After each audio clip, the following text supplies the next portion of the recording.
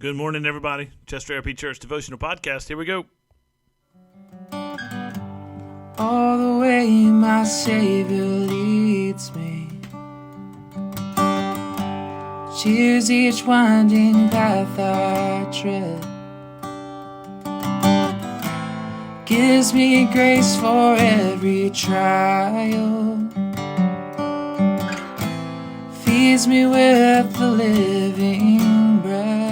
All right, welcome this morning to our devotional podcast, Isaiah chapter 36. Pick this up in verse 11 of chapter 36, and we'll read this from the Christian Standard Bible. Let's go.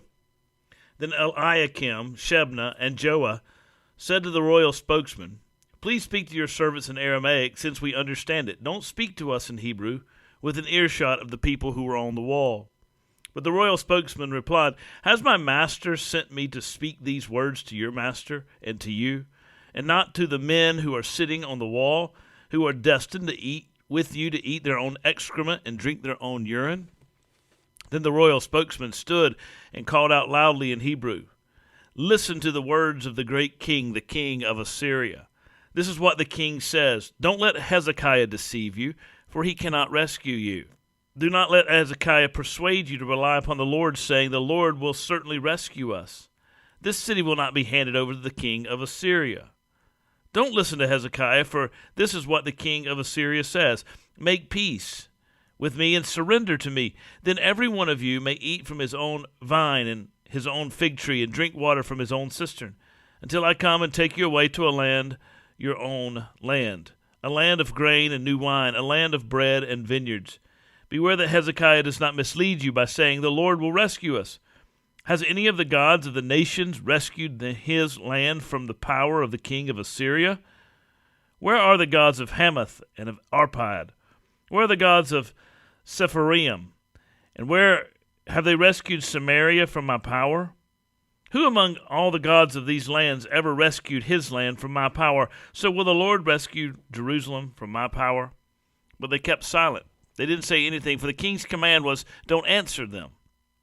Then Eliakim, the son of Hilkiah, who was in charge of the place, Shebna, the court secretary, and Joah, the son of Asaph, the court historian, came to Hezekiah with their clothes torn and reported to him all the words of the royal spokesman. Now these are the words of the royal spokesman from King of Assyria, King Sennacherib, as they're approaching Jerusalem and sieging it. And they've come and they've brought this threat to Jerusalem, and they're saying to King Hezekiah and to all the people there that if they don't surrender, they will be destroyed by the king of Assyria. No one has ever defeated the king of Assyria when he's gone out to battle. Don't rely upon the King Hezekiah. Don't rely upon the Lord. And he seeks to confuse the people. At the end of verse 10, we read that yesterday, but at the end of verse 10, the spokesman says this to the people of God: "Have I attacked this land to destroy it without the Lord's approval? The Lord said to me, attack this land and destroy it." He's using the word Lord there in the original language. That is the word for Yahweh, the God of the Bible, the God of the people of Israel. This enemy has come into their land and is seeking to confuse them, and he does three things here. I think it's important because what we find here is an example of how the devil always works against God's people. First of all, he seeks to confuse them by telling them that God had sent him. Well, how do you know that I wasn't sent in the name of the God of your fathers? How do you know your God didn't send me? He sent me to this land. He tells them a bald-faced lie, but his goal is to confuse them with fear and to confuse them, to bring a lack of clarity into their lives and cause confusion and chaos which comes from confusion. He seeks to confuse them and so lead them away, keep them from trusting the Lord. Then he lies to them, as the passage we said here, where he says he's going to promise them bounty. He says, "Don't listen to Hezekiah, for the king of Syria says this, make peace with me, make peace with the king of Assyria, and surrender to me, and then every one of you will eat from your own vine, your own fig tree, and drink water from your own cistern." Now that's a pretty persuasive thought, given the fact that the people of God in Jerusalem are being sieged right now. They are starving. They are longing for something to drink. They've plugged up the wells. They've plugged up the streams that bring water into Jerusalem to keep the king of Assyria from having resources himself for his army.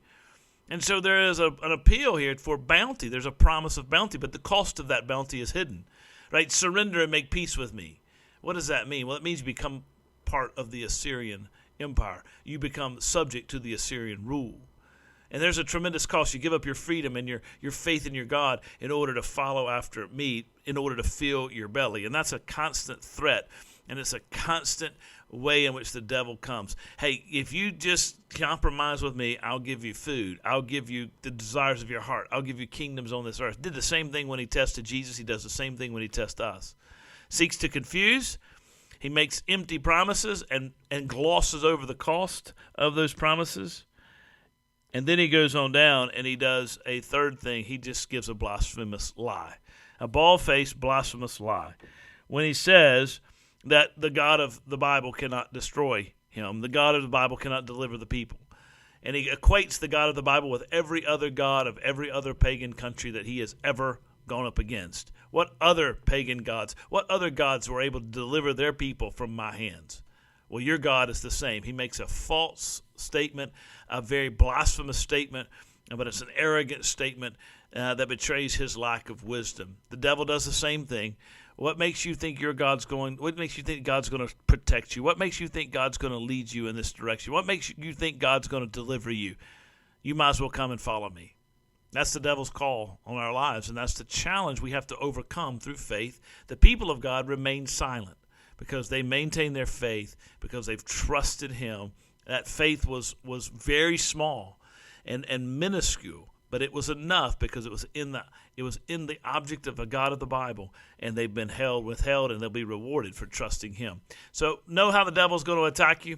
He's always going to come in this way. Let's always be on guard to be able to discern what the real attack is,